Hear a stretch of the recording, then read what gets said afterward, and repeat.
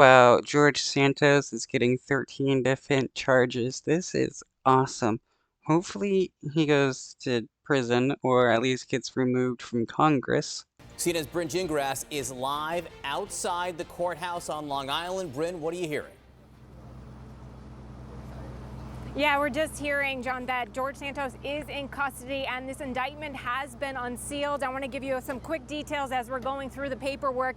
He is charged on a 13-count indictment. According to those court documents, the charges include 7 counts of wire fraud, 3 counts of money laundering, 1 count of theft of public funds, and 2 counts of making materially false statements to the House of Representatives. Again, we're just getting this indictment. It has just been unsealed. We're hearing that Santos is inside the federal courthouse here behind me, and he has been arrested on these charges. And of course, we're learning that he will see a judge later today, very likely on these charges, but we are still going through that paperwork to get the details of these counts.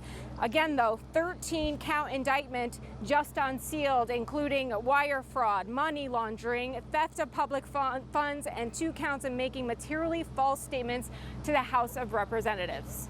Just look that up. All right, Bryn Gingras for us outside the courthouse. Bryn, thank you very much. We'll let you dig through this indictment more as more details become public. Thank you very much. Indicted, now it is unsealed, and now he is in custody. Wire fraud, LA money laundering, theft of public funds.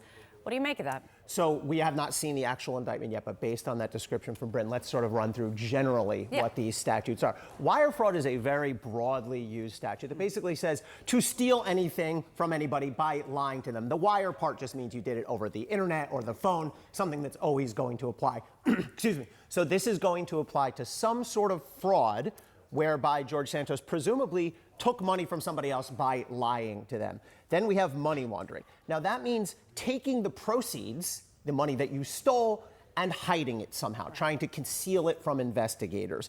Then we have theft of public funds. Now that's interesting. That means not only did he steal money from some private individual, but it would have to be some sort of public money, some sort of federal or state governmental money. So I'm interested to see what that is about. And then finally, making materially false statements to the House of Representatives. This is what we were talking about, I think, before, Sarah, that you have to make certain campaign-related disclosures to the House. Of course, lying to the House, whether during verbal testimony or in documents that you file, that too is a federal crime. So I was just sort of looking at this up, and that money laundering is, you can get up to 20 years. I mean, these charges are very...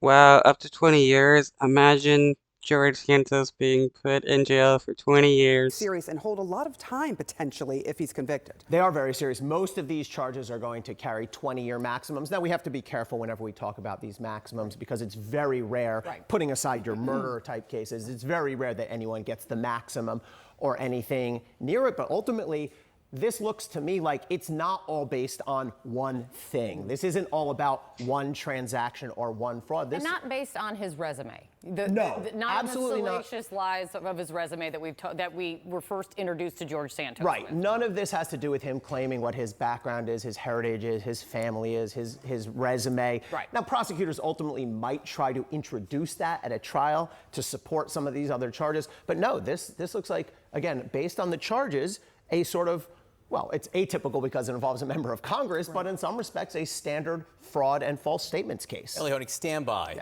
for a minute. We have our justice correspondent, Evan Perez, with us somewhere. I will look and find him. Evan, there you are. Evan, look, it strikes me, by the way, also, there are financial crimes here alleged, which generally means paper trail, records, cases that are tough for a defendant. Talk to me about the breadth of the charges here. Well, John, look, I mean, the fact is that this is a congressman who's only been in office for, 4 or 5 months, and there's been just a stunning number of allegations of frauds and lies that he's been facing and under scrutiny for, and it's clear, and this is something that we heard repeatedly during the investigation, the FBI and prosecutors knew that there was going to be plenty to work with here. They knew that there was a lot of paperwork. Every one of these things that he filed with a government agency was potentially a crime. And the fact that it took this long, I think some members of Congress yesterday were remarking that I'm surprised it took this long. Well, part of the reason was that they kept finding new things to investigate. And again, what you see here in this indictment is just the basics that what the Justice Department, what the FBI really, it's their bread and butter, which is to look at some of the financial statements that he's made, some of the things that he did to raise money, according to the indictment, which were fraudulent. And so those are the things that, as you pointed out, are very difficult for a defendant to defend themselves against, because either you filed the paperwork and it was false, or you didn't. And we know you filed it because we have it. So that's part of the problem here for the congressman. And we'll see, whether he decides to go to trial, or whether there's a way for him to figure out a way to make a deal, as he did with Brazilian authorities just a few weeks ago, where he admitted to a fraud there in Brazil from several years ago, in order to avoid having to go back and face a trial there. So again, we're still reading through the indictment, 20 pages or so, to see what exactly he's accused of here. But again, so much that the FBI had to work with over the last few months. Evan, stick with us if you will. I want to go to Caitlin Polance as well. Caitlin's joining us in Washington. Caitlin, talk to us a little bit more about one of the big questions all along has been also violations of campaign finance laws. What are you picking up on that?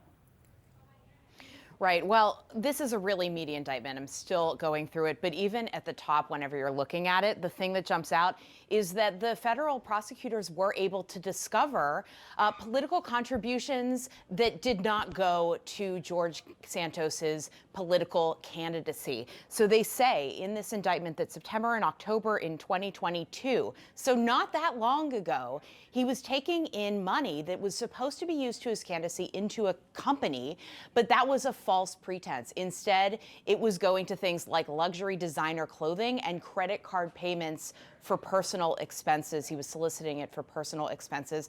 And so that's a pretty meaty charge on its own. There are other violations here related to his political life.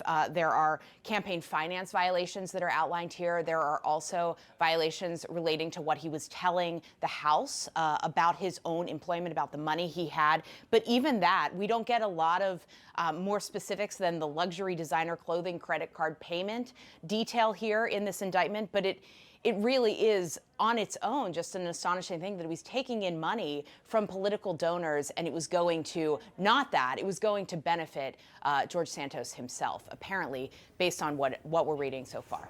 Caitlin Polance, keep reading. You've got the paper copy right now. Please dig in more.